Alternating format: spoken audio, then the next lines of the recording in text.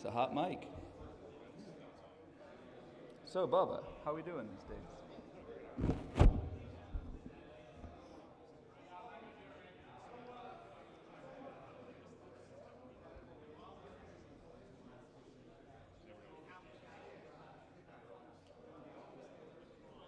Yeah.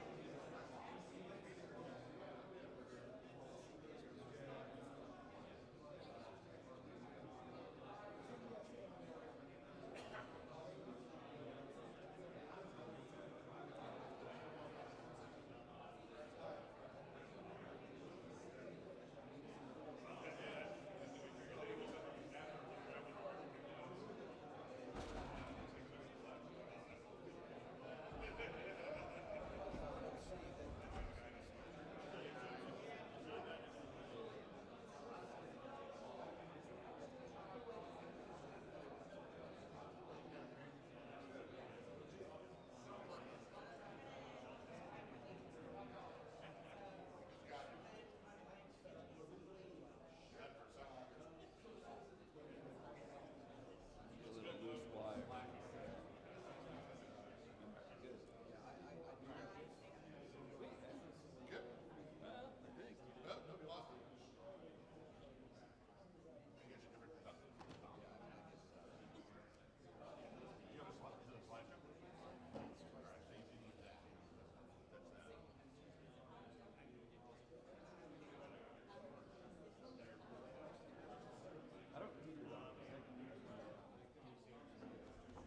I could try and connect it.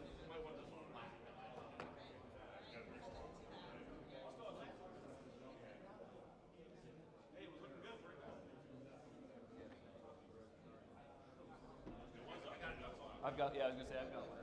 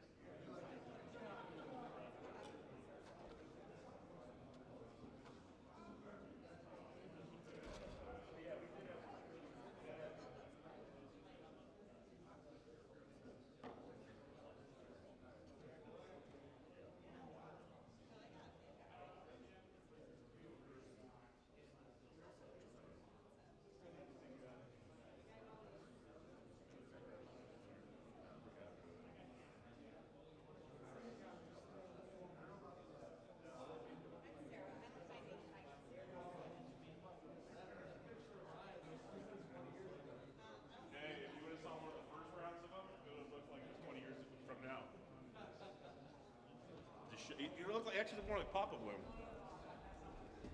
Man, I'm gonna fall off the back of this thing.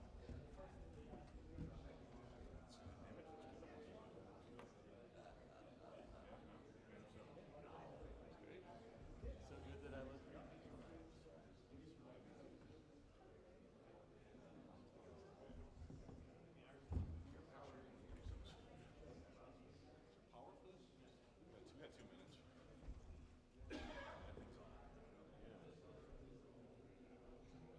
Yeah.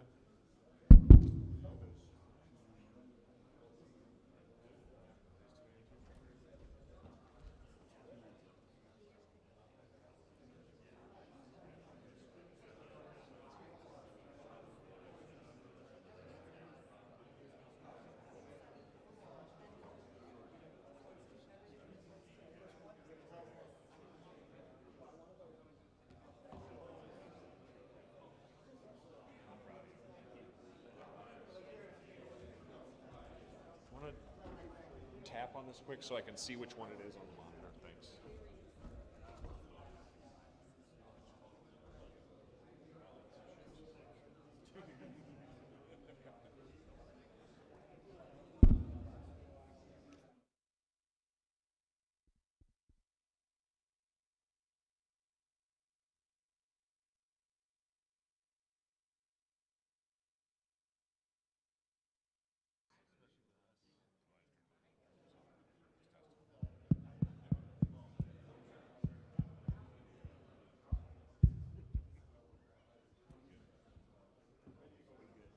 There's something in there, I think.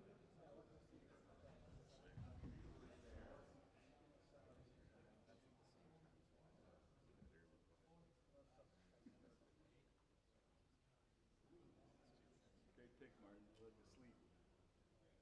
I get some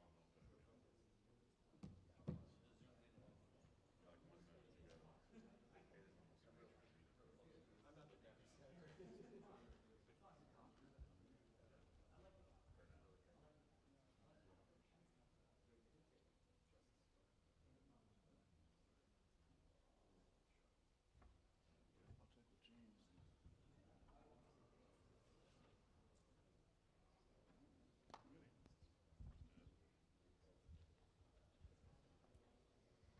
All right, everybody. Welcome back to another episode of Bubba and the Bloom, a special episode of Bubba and the Bloom, live from First Pitch, Arizona. We've been waiting for this for a while, Ryan. Thanks for joining us, everybody.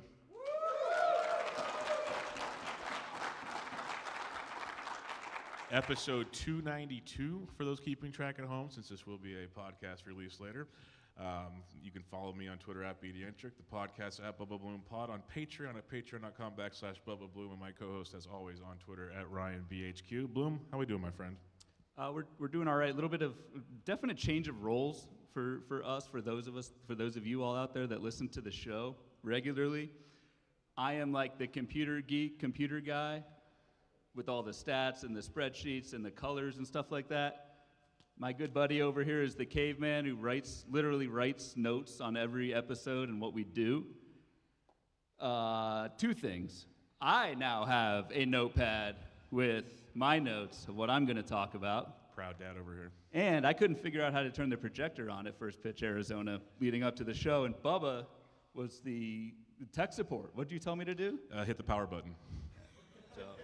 So that's where I'm at today as we enter the live show. But no, appreciate everyone joining us today. Appreciate Ray, Brent giving us the opportunity to do this on the main stage. This is a bit of a pinch me moment. So happy to be here, and thanks to you all for coming.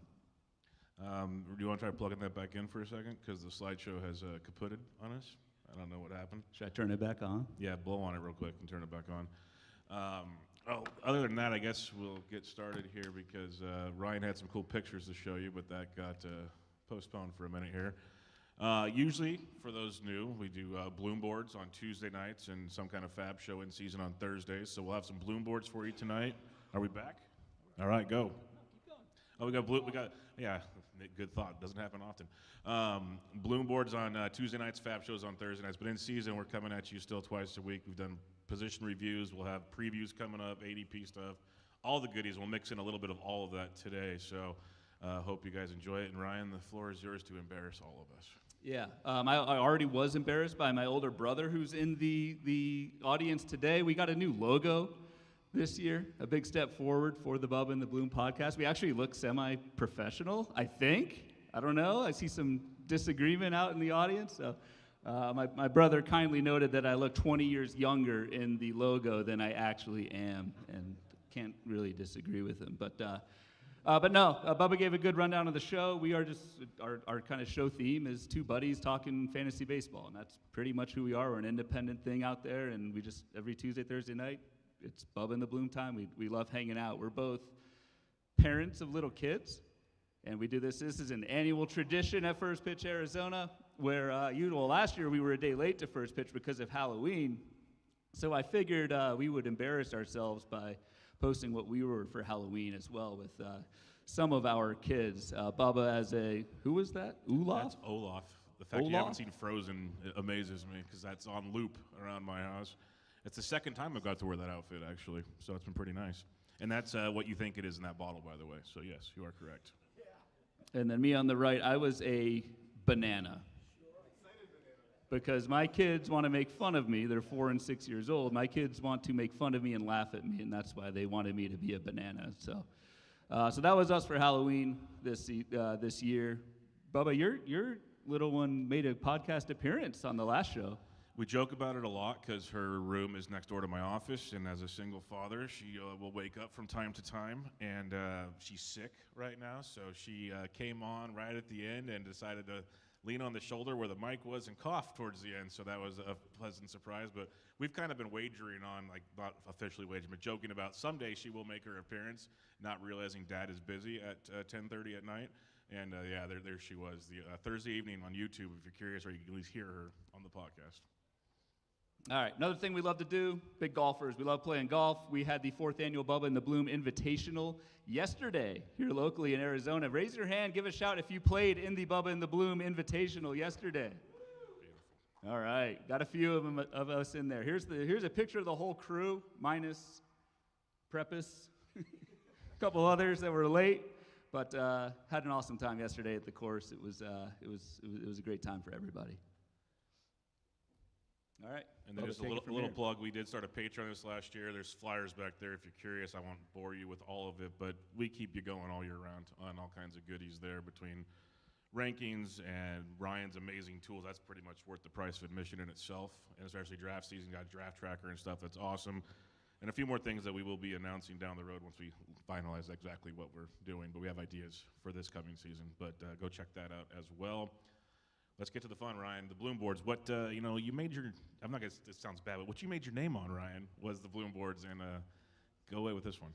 All right, so we'll keep it basic for folks who don't normally listen to the show who may be in here. As Bubba mentioned, especially in season, we do, every Tuesday, we do what we call Bloom Boards, which is basically a leaderboard of some kind of stat or filter or something that I think is important or meaningful, and then we kind of use the show to kind of talk through names and just kind of banter about whatever, the stat du jour is on the show. So that's a general description of what Bloom Boards are. You can see they're all colorful. I try to make them all nice and pretty. We'll go through a couple of them today, and then we'll go over and do a middle round draft for today's episode. So Bloom Board number 1 for the day, and we will throw this back to the audience to maybe fill in some of these question marks that are on the board.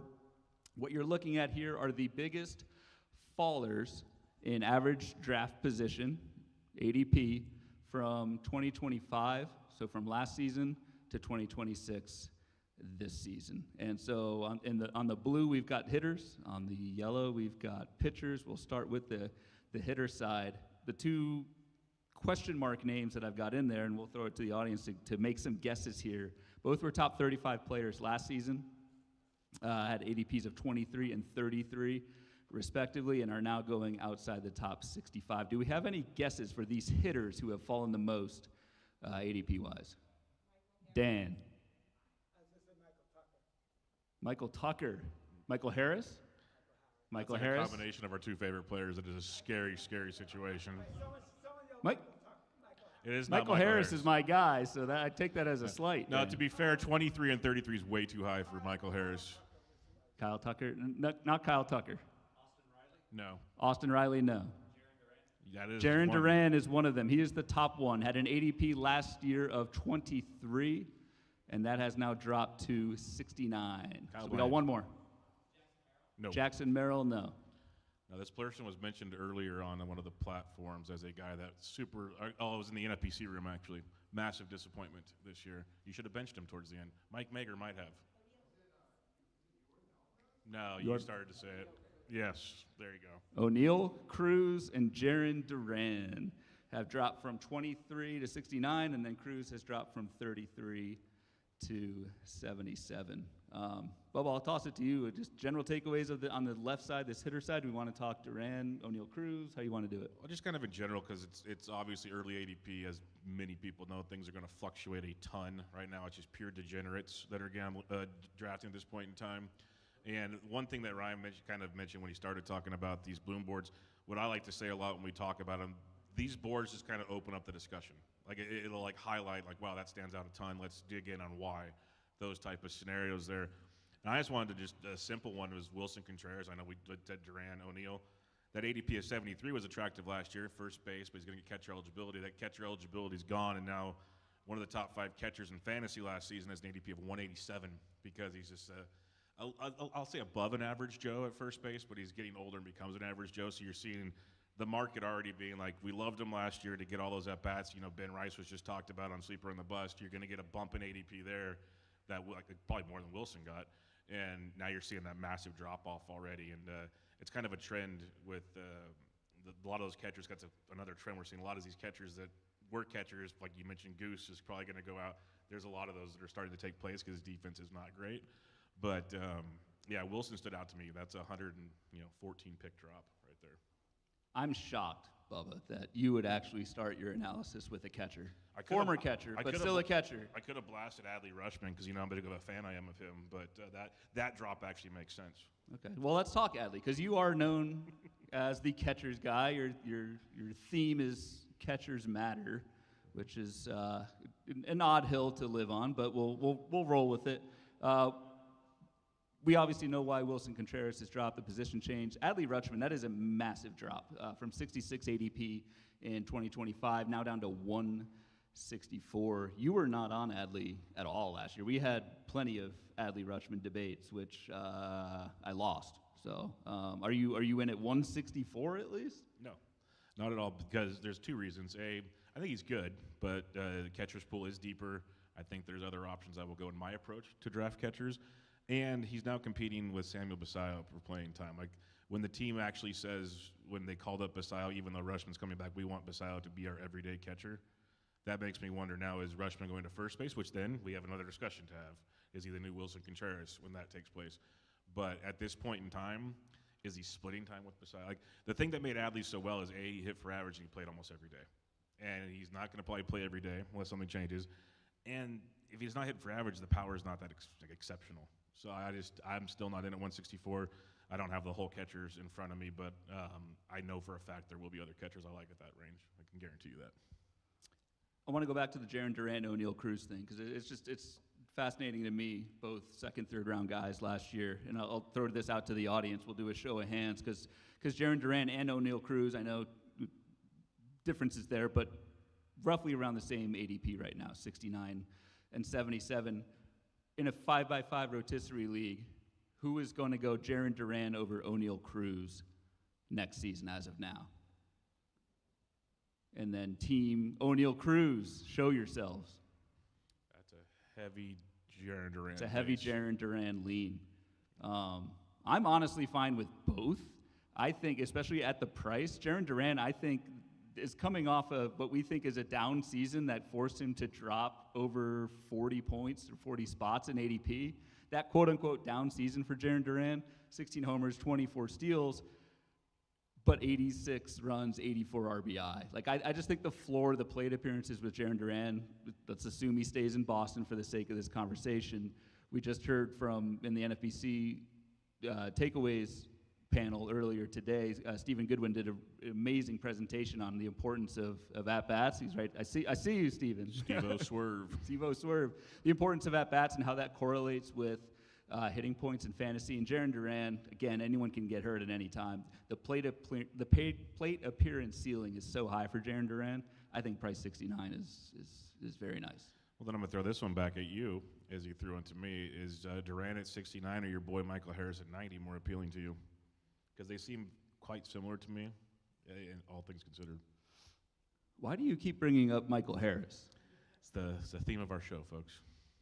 My biggest miss last year, so he loves to bring him back up. Anyone on this list, Bubba, that you didn't answer the question. Yeah, I don't know. I'm a politician. I'm not answering that question. I'll just reverse it with a question to you. I think it's, like Marcell Ozuna is the top one. I think we all know why Marcell Ozuna is dropping and has dropped.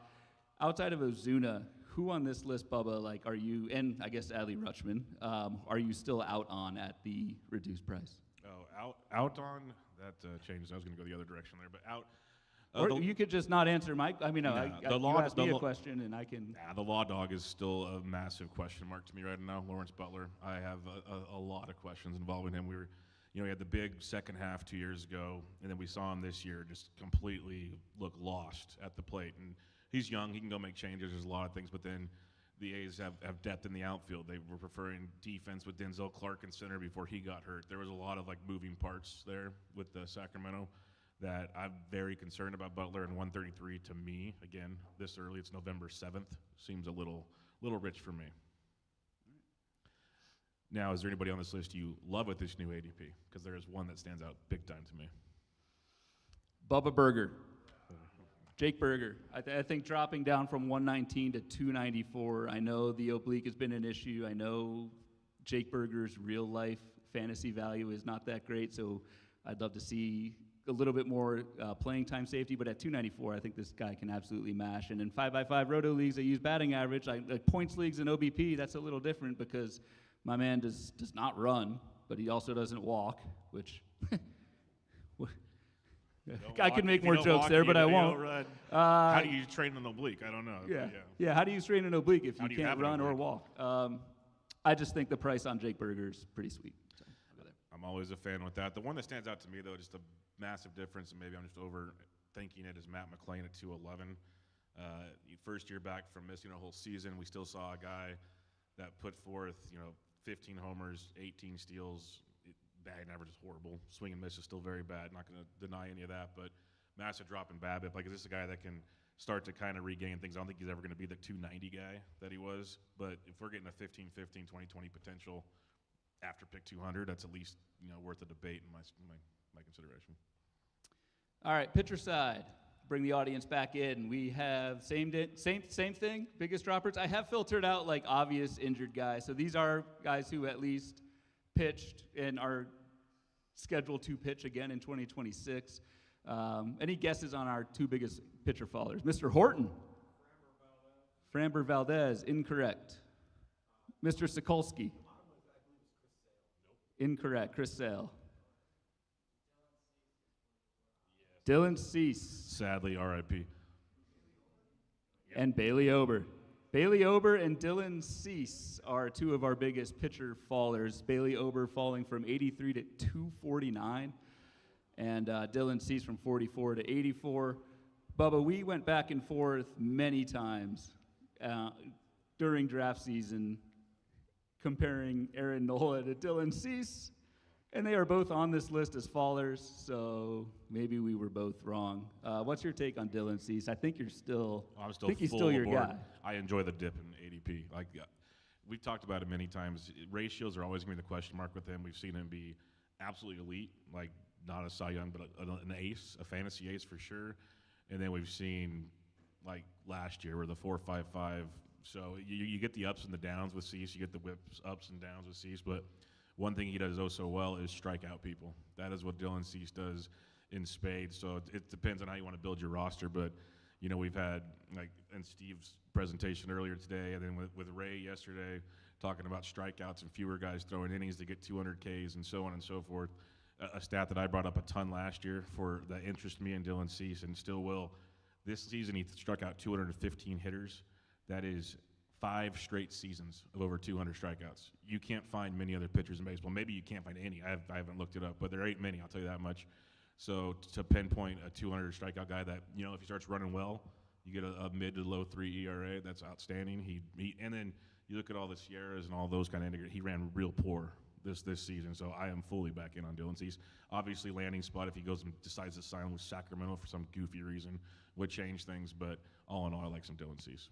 He is definitely the most expensive on this list still, right? Dylan Cease of the Fallers is the only top 100 pitcher. But I like to wait on pitching, so that's like an ace for me. That is your SP1 at least.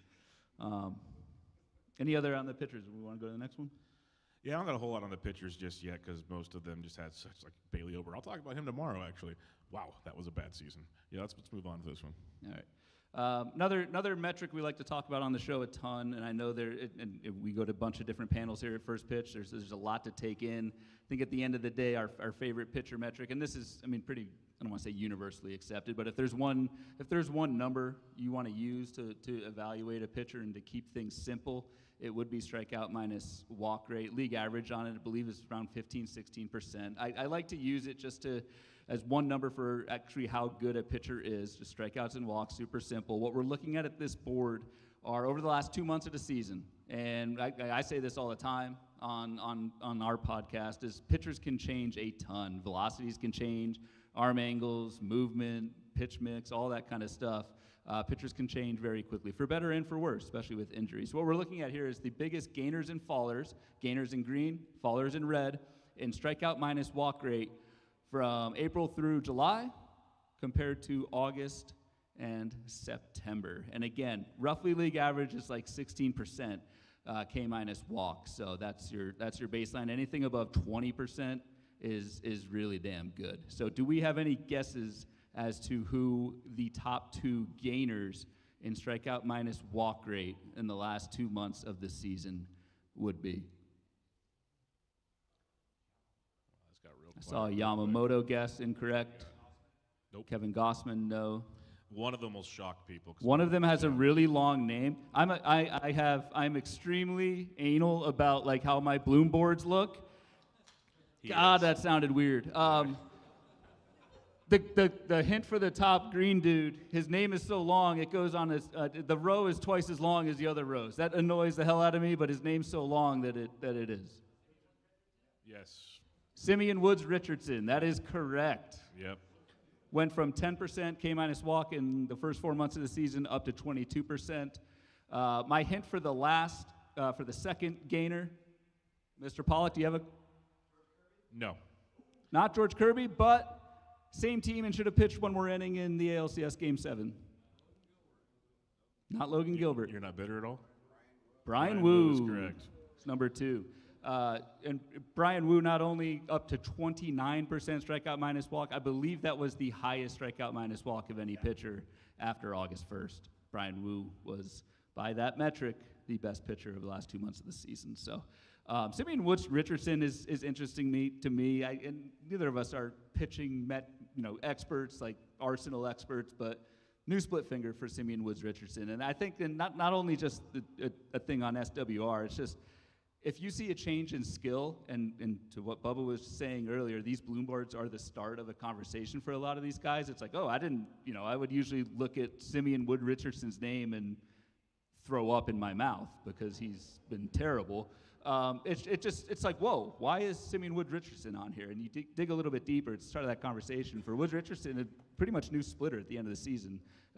Picked up a ton of strikeouts at the end. That's interesting to me, at least at I don't know where he's going in price or whatever, but it's a good example of a pitcher, I don't want to say remaking himself, but making legit changes to his arsenal, and obviously the skills approve of that change. That's something that's interesting to me in draft season.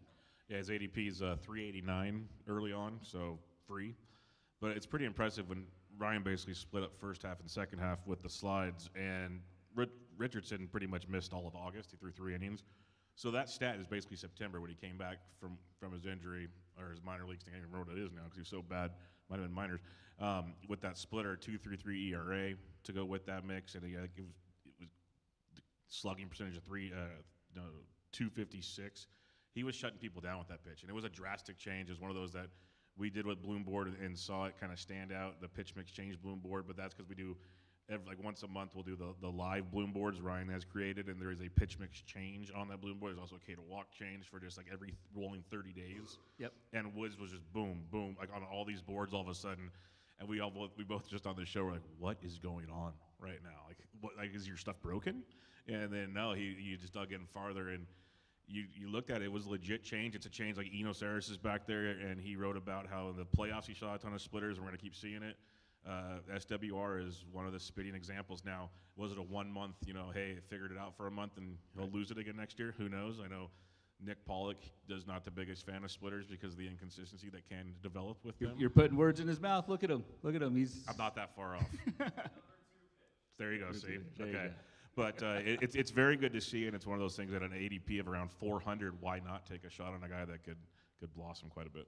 One other name, at least to me, that's interesting on this list is Sandy Alcantara, number 4 in terms of the rise of strikeout minus walk rate from the first 4 months of the season versus the last 2. And again, context with these boards is everything. As we all know, Sandy had missed all of 2024 with Tommy John rehab, and how did that command look when Sandy came back? The velocity was there, the command was not. But it's interesting to me that Sandy, the last 2 months of the season, wasn't vintage Sandy, but was a hell of a lot better than what we saw from Sandy for most of the season. Yeah, he was much better. He's a question mark on like what do we do with Sandy coming into this season. The guy I wanted to bring up, we talked about on a recent the starting pitching review we did recently, but it involves Jesus Luzardo because he's on this list. So I keep wanting to like remind people they have the horror story of those 20 earned runs he basically allowed in 2 starts as he was. People thought he was the next Cy Young candidate in the conversation before that. Then he gets blown up for 2 starts. Well, you see him on this list with a nice 26.1 K to walk over the last basically 2 months of the season. And if you dig in deeper after that, those 2 20-run outings, he was back to being pretty darn good. A 3.57 ERA for Luzardo with a 3.25 Sierra, and our stat here, 22.5% K to walk. So he's back to being an extremely serviceable pitcher where people were dropping him, people were benching him, people were frustrated with him. If you just look at, like, obviously you have to take those 20 runs if you started them. There's no way around that. But if you look at the total picture at the end game, prepping for 2026, he was pretty darn elite when things were all said and done. So I wouldn't just write him off. And, again, that's why he stands out on the board to me. All right, pitcher side. Biggest faller side for the pitchers. They're both pitcher sides. Yeah, thanks. Biggest fallers, 2 guesses. Matthew Boyd. I actually don't know what the answers are. What's the answers? Framber Valdez is 1. Mackenzie Gore, my boy. Yep. Martin says Mackenzie Gore was the top faller in strikeout minus walk the last 2 months of the season compared to the first 4. Bubba, this is where I'm actually going to put you down. I lifted you up earlier, but I can't How's your back? My back's not good from that. Can't let that can't let that shiny dome get too big. You were a big Mackenzie Gore fan entering the season. What's your take on what we saw from him? The highs and lows of being a Mackenzie Gore fan. It looked like, wow, he figured it out. And then we realized the second half exists again, and he, for some reason, just disappears. Now, there was moments again towards the end where it looked good, but until he can prove it for a year now, I'm probably out. It's really frustrating because he showed some really, really good skills. He was leading baseball in strikeouts for crying out loud for a while there, and then it just fell off the map completely. So I know it's poor analysis. There's probably deeper things you can get to, but in the end, for fantasy, he just didn't do it. A couple things and kind of notes of caution in terms of looking at these Bloom boards, right? So Logan Gilbert and Tariq Skubal are on this list. Dropped from pretty much a 30% strikeout minus walk rate, which is like godlike, to just really good, like 23% for both of those guys. I'm not worried about Logan Gilbert or Tariq Skubal. Still, they just went from elite, a level that's very hard to sustain, to 23%, which is still really good. So I think the other 2 interesting names for me are Framber and Spencer Strider. Those are the 2 that stand really out a lot. Strider. I mean, you were off Strider all year. We just don't know what internal brace kind of does to pitchers who come back, but then how they look. It was a brutal finish for Strider. It was really bad, and it came to the point we were like saying, why don't you just rest him? He's got his innings, whatever. And they just wanted more and more and more. And That's fine. His ratios were good towards in his last month of the season at least, but you'd watch a live broadcast with Atlanta or the beat writers on Twitter or whatever, and they'd flat out say his fastball had nothing as the season went on. Like, it was so hittable, but then the slider he's at least getting ground balls and a little bit of swing and miss out of it. Now, again, it could be the brace procedure. It could be a million things. I am not a doctor. I'm staying at a Sheraton, not a Holiday Inn. So I don't know how to help with that. But, yeah, I was very concerned with how that went down last year. Not great. What do you make of Brown and Rodon? That's a good one as well. Those are two guys I had lots of shares of this year. So the question was, what do we make of Hunter Brown and Carlos Rodon? Rodon was one of those it felt like when you'd watch him and the results up on that board show a lot, it was kind of a smoke and mirrors towards the end there. You were just praying he got through 6 at times because there were some rough innings along the way. It was not ideal.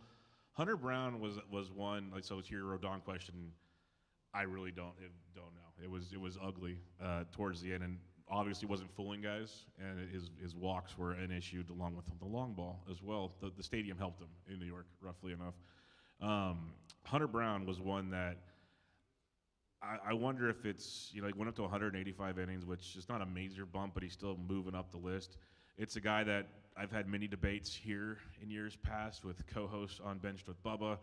Hunter Brown is Mitch Keller, and I argue that to the tease. I am a Hunter Brown fan. Hunter Brown had a really, really rough July, but like his August was elite again, and we're talking August, September in this one.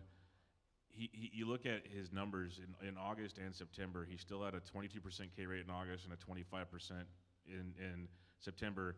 It was just he had basically a 30% K rate in March, May, and June. He was just very, very good.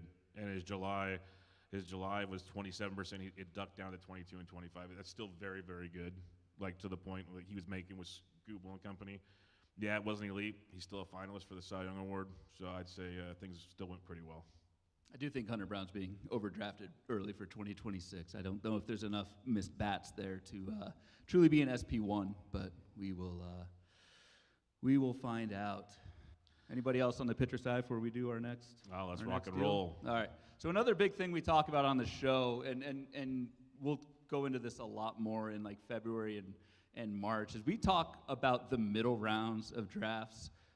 We really emphasize that, and I truly think the key to consistently winning in fantasy baseball is to dominate those middle rounds. Obviously, easier said than done. I just think so much attention gets put on the first 100 picks, or so much attention on in-season fab, of course, but then also these kind of like late, deep sleepers. The early round picks, for the most part, they're all good.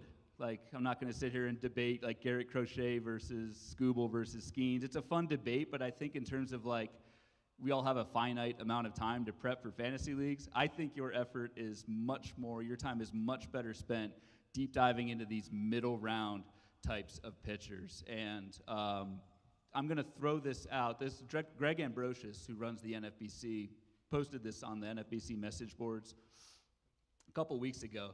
He did, so on teams that won the main event, the 15-team NFBC kind of signature contest, the most commonly drafted players on those teams in 2025 were Nate Eovaldi, ADP of 190, George Springer, ADP of 256, Dansby Swanson, 165, Griffin Canning. I have no idea why Griffin Canning is on that list, but we can all make mistakes. We can all make mistakes. He was the 4th most common drafted player on championship teams. And then Chris Bubich. That's the top 5. None of those guys went in the top 50, and only Griffin Canning, who was still really bad, went outside the top 250. I just think that's a really good example of like the guys that are available in the middle rounds. They are good enough to be able to put up 2nd, 3rd round value, like a Nate Eovaldi, a Springer, who was put up 1st round value. Those guys are good enough to be able to do that.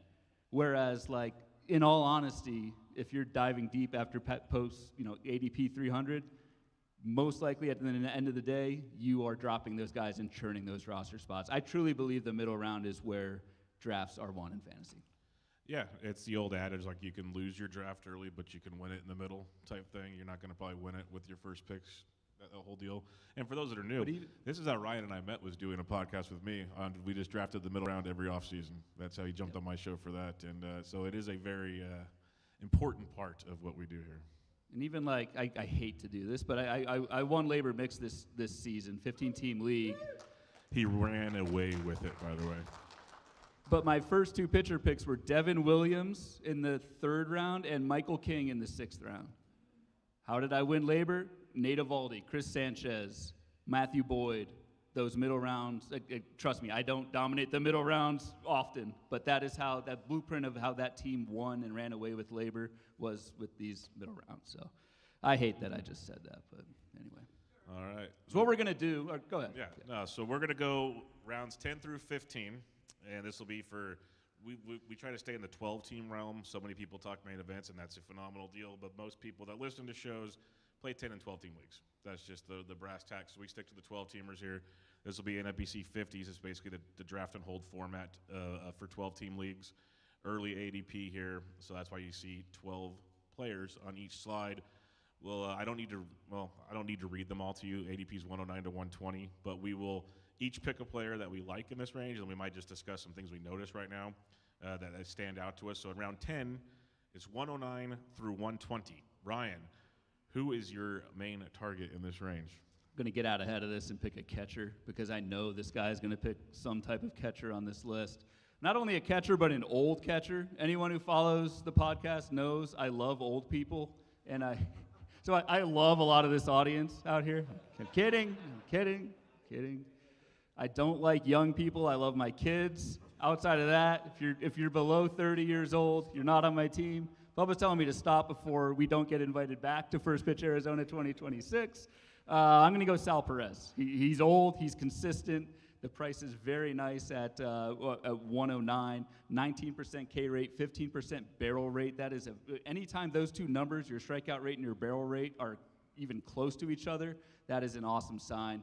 Coming off a 30 home run season, 100 RBI, Sal Perez. Also his first base. I think, and especially in draft and hold formats, which is what we're drafting right now, we may overlook that a catcher plays first base. I have many draft and hold teams. And again, these draft and holds are 50 rounds. You can't make in-season pickups. Shaking our head over there, or nodding your head, Michael, so you agree with that. You will probably want to play Salvador Perez at first base at some point in your draft and hold team. Injuries will pop up. You may put him at utility. You may put him at corner. It's nice to have that first base eligibility, even though you want to use him as a catcher. There's a lot to be said about that, like with Wilson Contreras last year. I remember in many draft and holds, I had him at first base, corner infield. I barely played him at catcher probably when things were all said and done.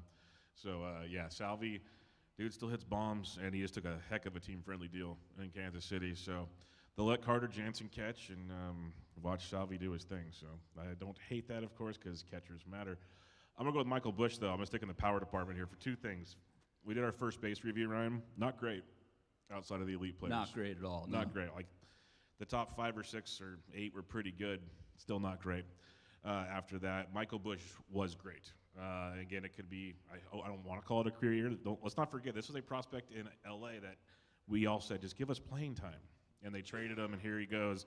Finally got the playing time. Looked like he was going to lose some to Justin Turner, of all people, at one point in time, but ended up hitting 261 with 34 home runs and 90 RBIs. It's something that always sticks with me, and was emphasized again on the NFBC panel today, is power, runs, RBIs, home runs. You get all 3. It's a big deal when planning these things out. And with Busch, the other things that stand out with a young hitter like Busch, where you see the power increase, you wonder if, how's the swing and miss and all. His strikeout rate's dropped in 3 straight seasons. It was down to 23.5% this last year, which is really good to see, in my opinion. And then the quality of contact just went through the roof this year. Some may say he underachieved in what Michael Busch did. So I have no problem jumping on him here, knowing that first base is going to be overall really ugly, even in the first 2 drafts I've done. If you're not aggressive at first base, you might get an okay guy as your first baseman, but depth is just horrific at the position. So I'll go with Michael Busch here in round 10. Interesting pitcher crop here as well, because again, going back to what I said earlier about the middle rounds, and these guys have the ability to really break out and post that top 1, 2, 3 round value. Carlos Rodon could absolutely do that. Zach Wheeler has done that. many times. Jacob Mizorowski has the ability, we think, to do that. We may gripe about the innings. Just an interesting crop of. And Michael King. And maybe if Michael King gets a better pillow to sleep on, He needs to get a sleep comfort mattress or we could something, do because that. my goodness, that was rough. Yeah, that was rough. All right, round 11. I will let you be nice to you, Bubba. You know who I'm going to pick, unless you copy off my piece of paper here. No, I respect the notepad.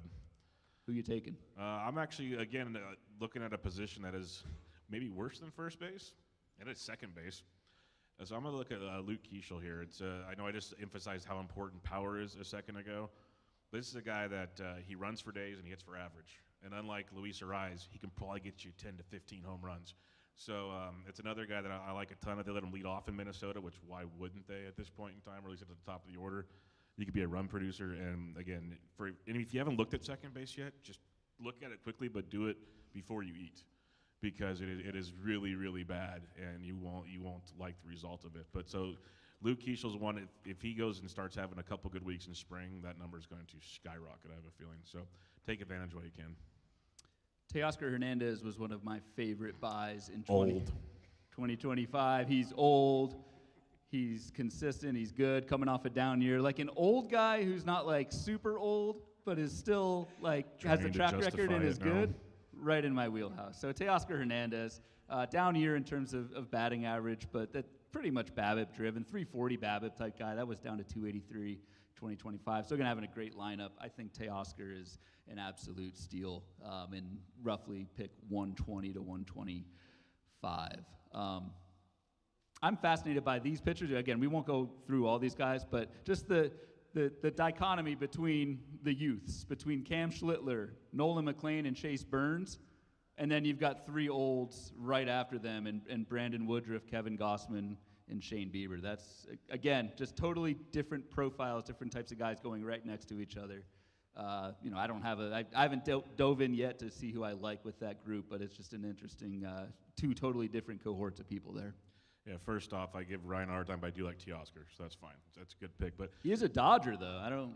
Well, when they draft all of the all-star players and they sign them, you have to eventually just suck it up and draft some of them. That's a reality. Like, embrace the pain or something. Yeah, with the pitching, it's interesting because you look at a lot of young guys. You're wondering, okay, what's the innings limit? Okay, well, you got Brandon Woodruff, injury. Kevin Gossman's getting older and older. Shane Bieber, injury. Like, how many innings these guys go? Now, you could use the old adage with like the Chris Sales of the world and stuff. For the old guys, they're just going to let them go until the wheels fall off. Who knows? But that's the question. Now, McLean's been pretty stretched out. Burns should be good to go, and you never know with Cam. It happens. So, yeah, it's going to be really interesting on that. Do you take the upside in one of those, the Burns, Schlittler, McLean's, or you take the old man is the tough one? And I usually an old man with the pitching like you do. But it's a very interesting pocket, to say the least.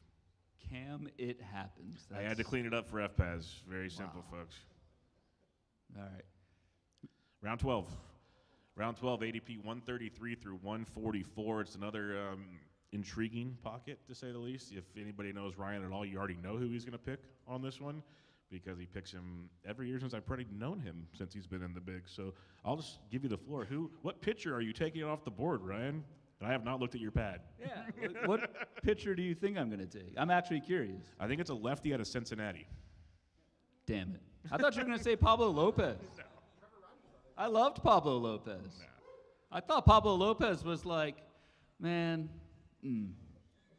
shoulder problems early in his career, so I was off of Pablo Lopez, and then he gets 2-3 seasons of just awesome volume, and then it pops up again in 2025. Yeah, it's Nick Lodolo. In most years, it would be Pablo Lopez, but I need to see Pablo pitch in the spring, see what that velocity looks like before I dive back in. Nick Lodolo, for me, he's a little young for my liking, but we'll make some exceptions. Nick Lodolo in the second half last season, to go back to the strikeout minus walk rate, the Bloom board that we talked about earlier. In the second half of the season last year, Nick Lodolo was number 5 in strikeout minus walk among all qualified pitchers. So finished the season really strong. The volume has not been there. The thing, though, for me with Lodolo, I'm willing to kind of give him a pass for all that, because it's been a bunch of like non-arm stuff. It's been a finger, it's been a groin, a calf. Like, I think at some point we get a full season of innings from Nick Lodolo, and I think the skills are absolutely there for Nick Lodolo to be a top 5-round player that you're getting in round 12.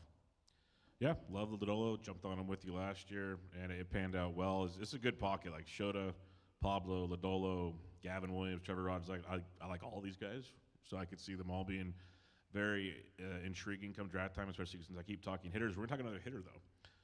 Noelvi Marte stands out in a massive way to me here. Way too young. Outfield third base is similar to your first base catcher, but outfield third base, now you got corner, third base, and outfield utility. Like you're covering a lot of bases here. 23 years old. You'll be 24 this year. It seems like we've talked about Noelvi Marte for a long time. And yes, 24 is too young, I know. But it's a guy that, he had the PED issues and whatnot, but came back last year in 90 games, 14 homers, 10 stolen bases. So we got the power and the speed, hit 263. He actually took over to the outfield better than I expected. We saw increases in the quality of contact, which is great. And again, similar to like Michael Busch, in 2024 in the small sample, Noelvi Marte struck out 31% of the time, looked lost up there, back down to 23.6% this past year, strikeout rate. So we saw a much better Noelvi Marte as the season went on. You can always enjoy a Great American Small Park whenever you can. So Noelvi Marte is just a young ball player. He's got that positional flexibility. Third base is another one of those positions after J-Ram and Caminero where it gets interesting. Like, do you want to take the Chapmans and those kind of plays, or do you want to take a chance on an upside like Marte? I think Marte's ceiling is very, very high. And, like, I've even looked at Steamer. What do they have him at here? They have him at 20 and 16, hitting 256 over 133 games. I think that's low. For one, I think he plays at least 150 games unless he gets hurt. So you start projecting 25-20 at that point, I'm in. When do you think, to bring this always back to catchers, you got Ivan Herrera on the list. So depending on, this is 20-game eligibility, depending on your league, Ivan Herrera might be catcher eligible. When do you think he gets in-season catcher eligibility?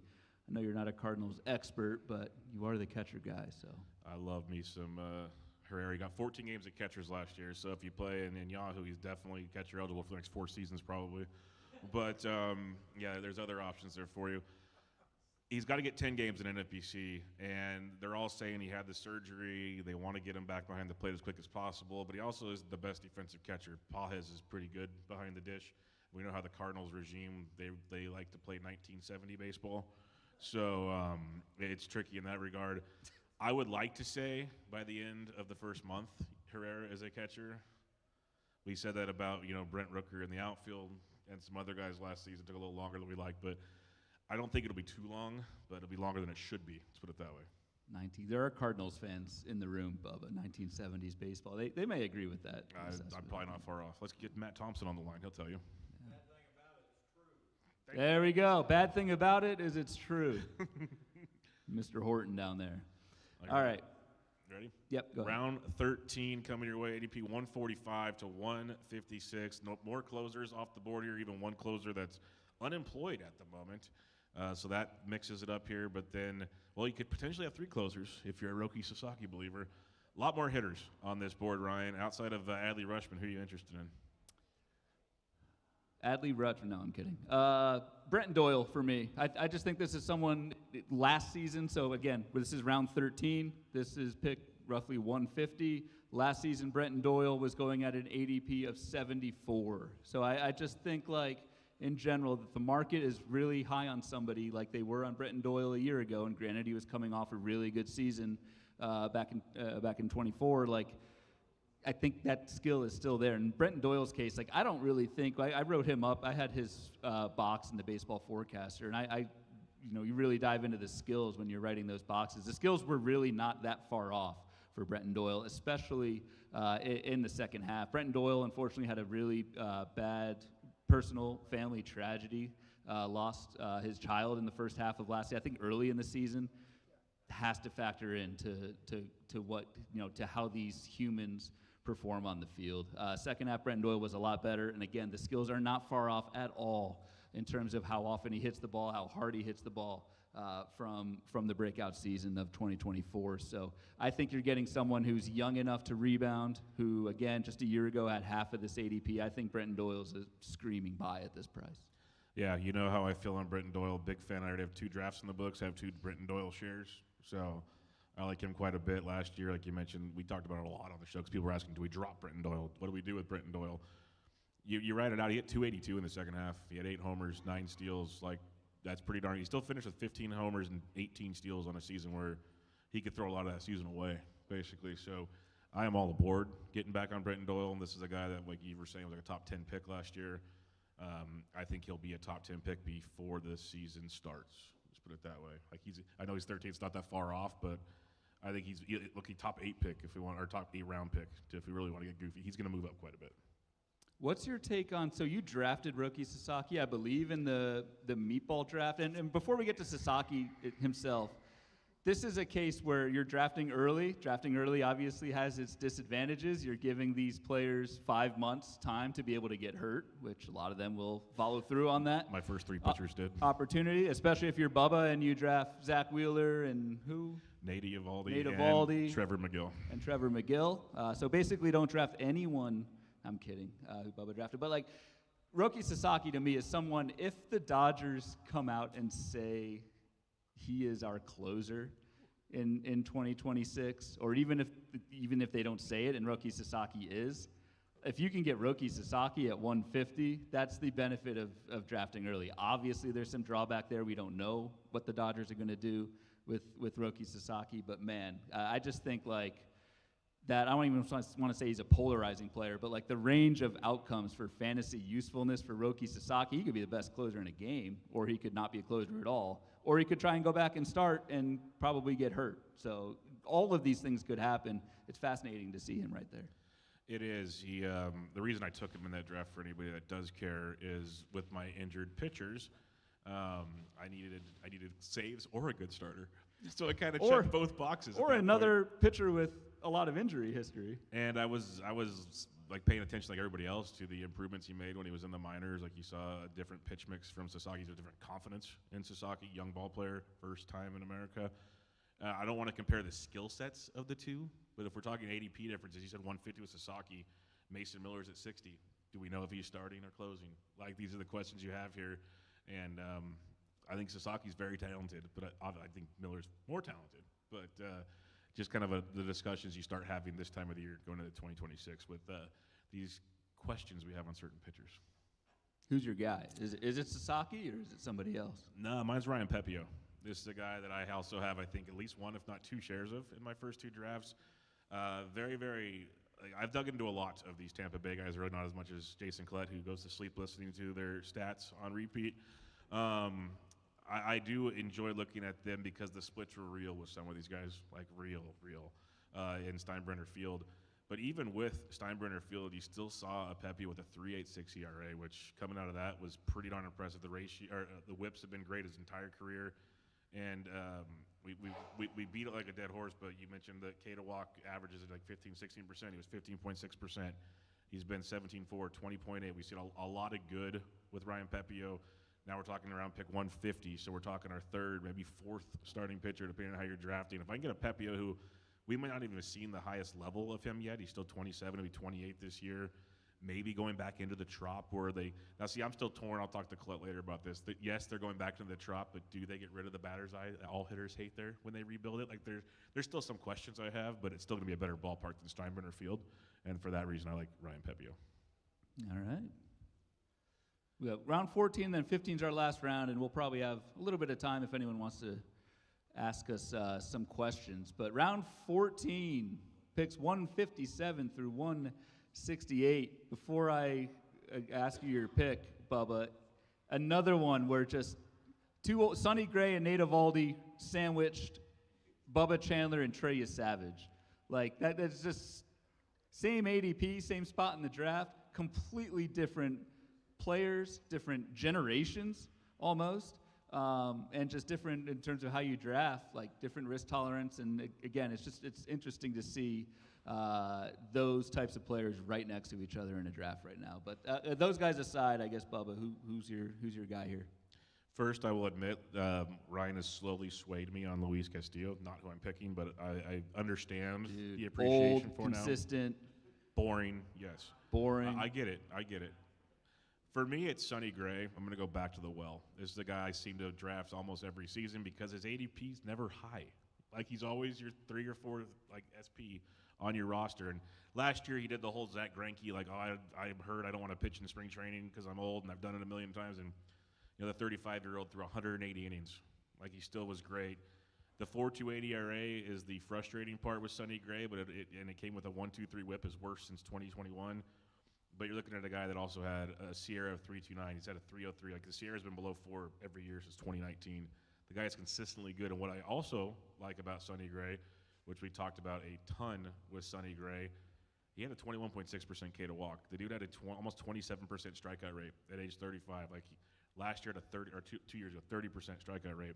We've seen a guy that's actually striking more guys out the last 2 seasons, and if he can somehow he got BABIP to death this past season, so if we can improve on that, I think Sonny Gray at age 36, I'll go back to the well. Sorry to steal one of your olds, Ryan, but that is a guy that I'm a huge fan of once again. I approve. Sonny Gray was interesting last season. Like, yes, you mentioned the ERA 4.28 or whatever you said.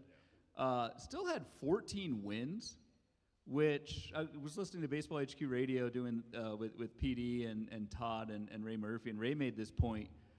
I may mess up the number. I think it was 9 pitchers in 2025 had 15 wins or more. That is not many pitchers. For Sonny Gray to be able to pitch deep into games, get 14 wins, obviously that a lot is at play in terms of run support and bullpen, that sort of thing. I like that pick there. I'm going to go, so I mentioned Dansby Swanson earlier as he was the 3rd most commonly drafted player among NFBC main event champion teams in 2025. His ADP that year was 165. Dansby Swanson's ADP is now 160. It's the same ADP.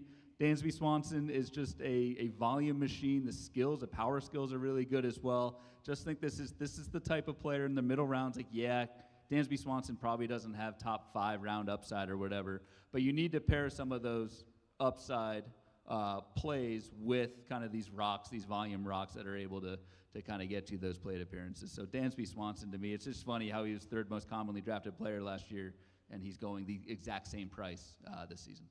Sounds good to me. Let Dansby just hang out for the rest of us. But you mentioned that the pitchers, the Gray, Eovaldi, Old Man with Chandler and Savage in the middle there. The other one that stands out when looking at this board here is you have Chandler Simpson and Jacob Marcy on this page. Yeah. And Chandler Simpson can't hit the ball out of a silo if he popped it up, but he's going to steal like 70 bases if he plays every day. That's a big if there. Jacob Marcy, he could be like, well, some think he's the next great thing. Now, that's a big sum. I'm not a prospect guy, we all know. But he was a gangbuster last year. He hit for some power, hit for speed, average was up and down. But I'm actually very surprised to see Marcy this low, I guess, compared to Simpson this high. I don't know what your thoughts are on that one, because I expected Marcy to be inside the top 10 rounds. Yeah, I mean, for me, and especially for Roto, it's all team construction. You can't take Chandler Simpson, and you have to have a plan for power. Yes, you're going to get a ton of steals, but it's all of those eggs are in one basket. If something happens to Chandler Simpson's, you are totally screwed in one pack, in kind of if he gets hurt. So I would lean Marcy, but I hope I'm in the position to. I shouldn't say draft neither. I would probably draft Marcy. I'm not interested at all in Chandler Simpson. It's just too much of your stolen base capital is with one guy, and whenever you have so much invested in one person, that they can disappoint you in life. Ain't that the truth? Round 15, 169 to 180, a lot of hitters on this board. We do have a couple pitchers we will discuss here shortly. We'll discuss them actually tomorrow as well, both 2 of them at least. But hitter-wise, you have some definite olds for you to enjoy here, and then a couple young catchers. That's quite beautiful on this board, Ryan. So I'll start with you. Who do you like here? Because I see a great catcher to target. Yeah. Who does the room think is the most consistent, boring player in round 15? Matt Chapman. That's my pick. It's Matt Chapman. Batting average I wouldn't say isn't going to be there. I mean, he hit 240, 250, something like that is what you can expect. Tons of power. I know the park probably doesn't help him a lot, but he's right-handed. The park isn't that bad for right-handed hitters. So still runs a little bit. He had that stolen base spike 2 years ago, and we were like, oh, what's it going to go back down to? Matt Chapman still contributes in bags, and again, volume, consistent, boring. I know I'm probably being boring talking about boring players, but boring wins. It did for you this year, that's for darn sure. And I love Chappie. Obviously, being a Giants fan, I think he might steal a little more this year, not back to what we saw a few years ago, but you'll be overall pretty happy with how that went. I think we talked about it also. He missed so much, missed a couple weeks with injury, and if you kind of do the on-pace stuff we're not supposed to do, actually had a pretty decent season when all things were said and done. So for me, I'll ask you, Ryan. So it's Alejandro Kirk, Samuel Basayo, and Kyle Teal here. Who do you think I'm going to pick? Kirk. That's because he's a chubby boy doesn't mean I'm going to pick him. I did not give my reason for why I thought you would pick Kirk. I just said Kirk. I just assumed. For me, it's Kyle Teal. Kyle Teal is, for me, he could be a poor man's Goose. Augustin Ramirez, who everyone knows, I like him so much. Huge fan of the Goose. But Kyle Teal, to me, he's off of that pace, but he's pretty darn good. Like last year between AAA and the bigs, 16 homers, 10 steals. I know they're two different levels, but it's a guy that we've seen power and speed from. And more importantly, something Ramirez does not do, Kyle Teal hits for average. He hit 273 last year with the White Sox, 295 at AAA. He's never hit worse than 255 at any level of the minors. This was one of the best prospects the Red Sox had at one point in time. Shipped them to the White Sox. The crochet thing, I think, worked. I think we can all accept that by now. But Teal was quite a nice return there. And 23 years old, going to be 24. I love the upside of getting maybe at least 15, 10, hopefully, with a really, really good batting average. I loved how the White Sox hit him right in the middle of the order most of the second half of the season, which is also a plus if you're looking for any kind of run production from a catcher. So as a catcher, too, I'm a huge Kyle Teal fan. I think he's got catcher one upside when all things are said and done. And to find that speed was like when we did our catcher review, there was not much at all because with JTR kind of falling off the map, and he's like, Goose was your speed for the most part at catcher. So if you can throw Teal in that mix also, and he hits for average, which most catchers don't do, I guess that's a pretty big boost for me. I don't know why Dennis Santana's on this list. Someone's got to save games in closer. Pittsburgh. Yeah. All 40 of them. Also interesting, the two starting pitchers in this group, Drew Rasmussen and Tanner Bybee, both converging at a similar ADP, but man, did they have completely different seasons in 2025. Tanner Bybee, I know we were both big on, and one thing we will always do on Bubba and the Bloom is self-deprecating humor. We will take our L's. We were both very high on Tanner Bybee, and that was brutal. It kind of hurts to see Tanner Bybee at the end of our show, at the end of round 15. Yeah, it kind of hurts. I have to listen about him tomorrow, too, because you put that all in together, so thanks.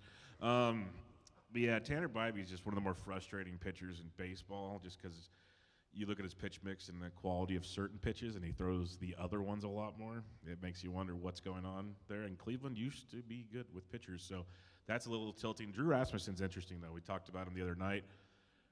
If they let him go deeper into games, which I think they will, it was quite the innings jump this season for Rasmussen, but loved what we saw. Ratios were great. Like to see a tick up in strikeouts, but that's probably why he's down here compared to earlier, because the ratios were awesome.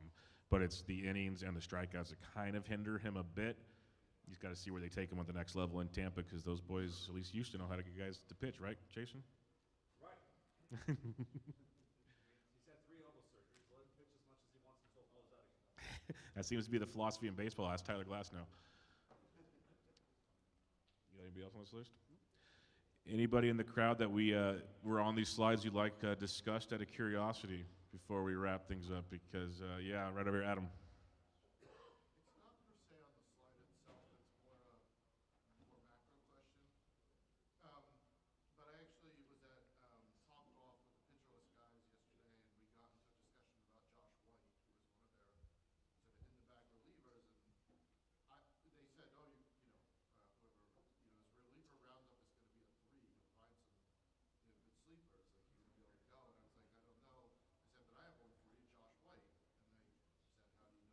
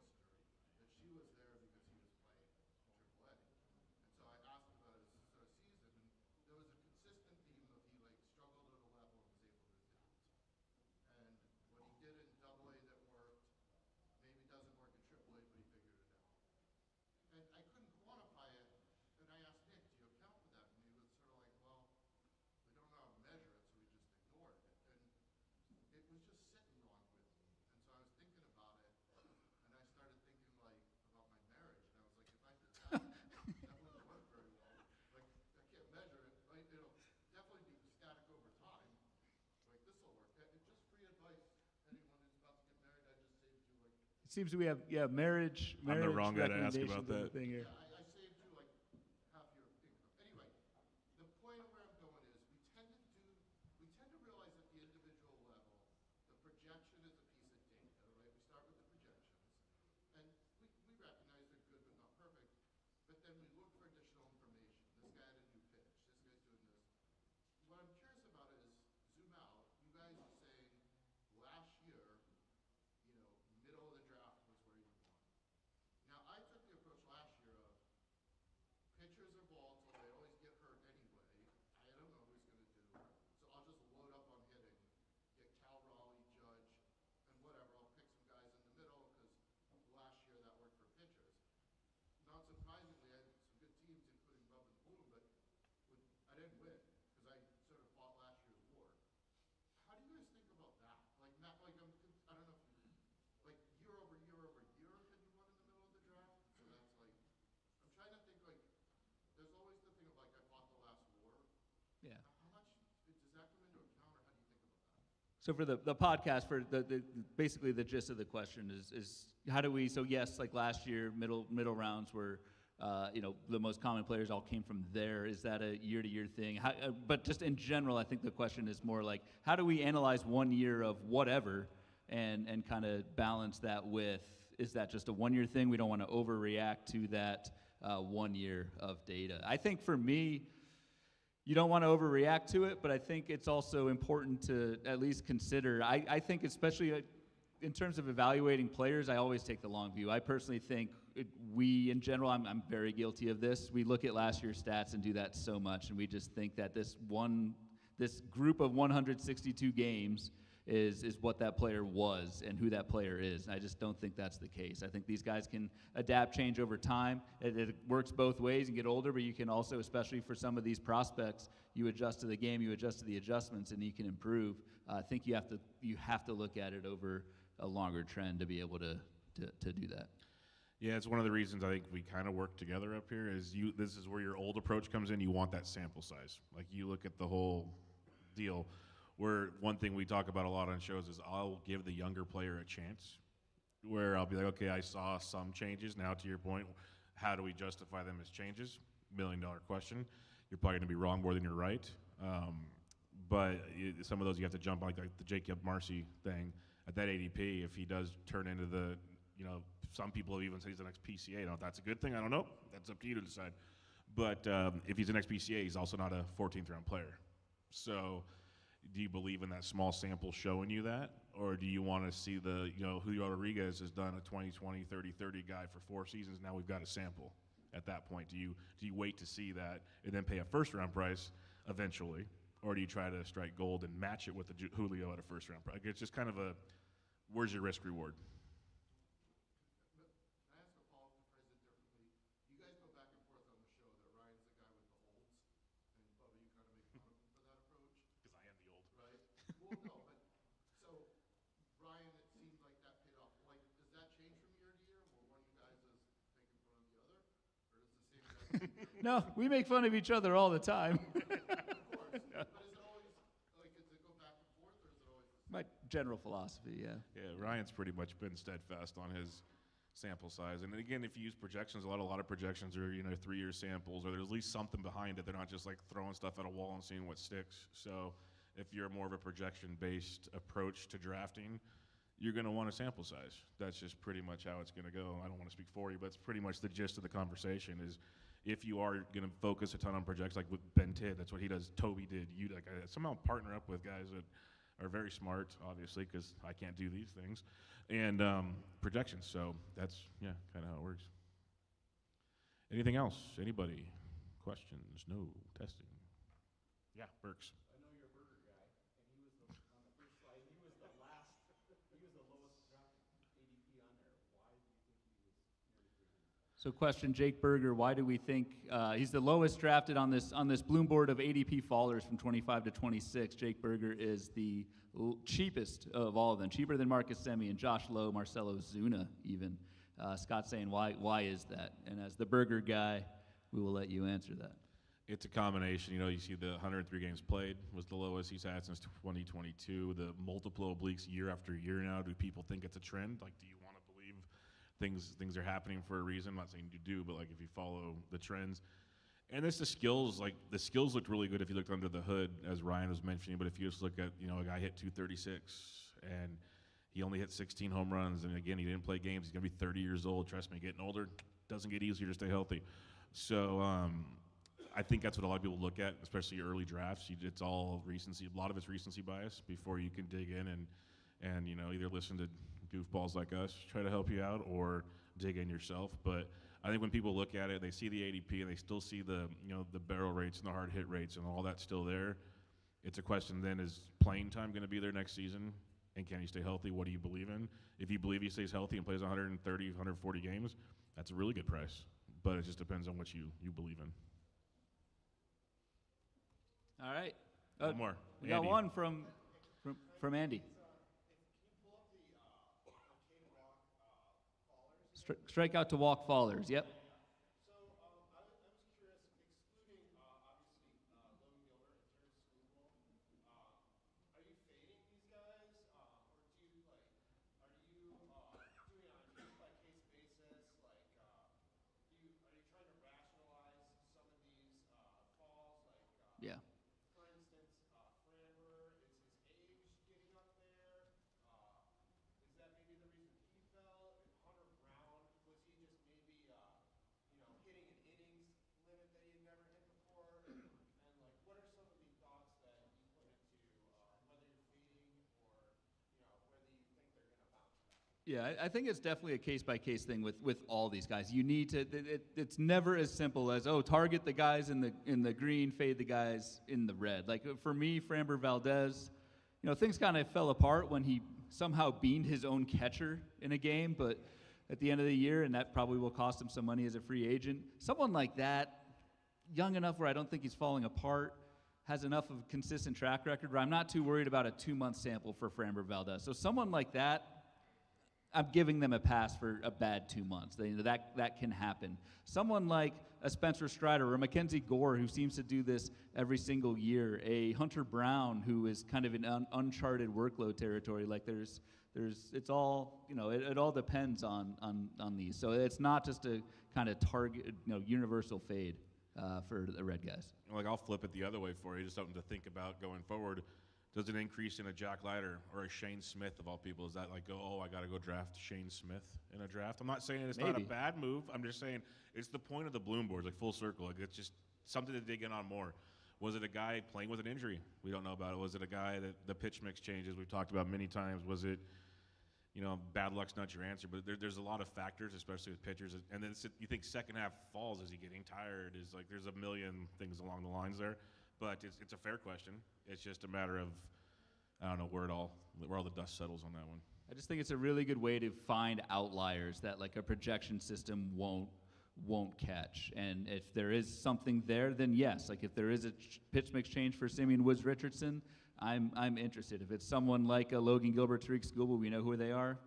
I'm not going to say I'm not interested in those guys, but I don't care as much about the late fall. So it's just a way to highlight these guys and find those outliers. All righty. Happy hour time. Thank you all for coming. We appreciate it. Enjoy your evening. Sign off, Bubba. I don't know how to do this.